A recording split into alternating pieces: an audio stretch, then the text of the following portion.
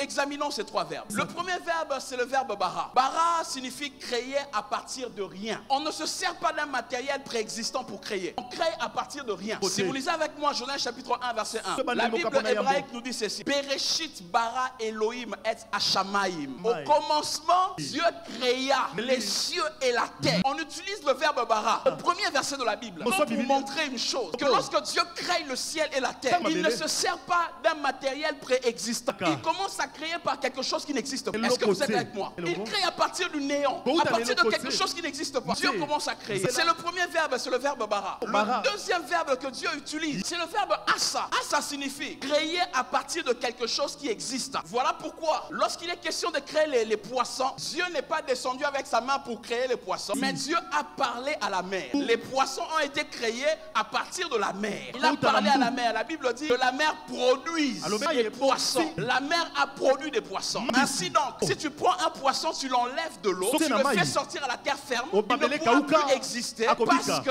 Dieu s'est servi de l'eau pour le créer. Et ce qui est très intéressant, c'est quoi? Le troisième verbe que Dieu utilise, c'est le verbe yatsar. Yatsar signifie former. Yatsar signifie produire. Yatsar signifie faire sortir. Yatsar signifie façonner. Yatsar signifie concevoir. Yatsar signifie structurer. Yatsar décrit comment Dieu a formé ou a donné de la forme à l'humanité. La seule créature de Dieu qui a poussé Dieu à se salir les mains pour que Dieu touche la poussière de la terre.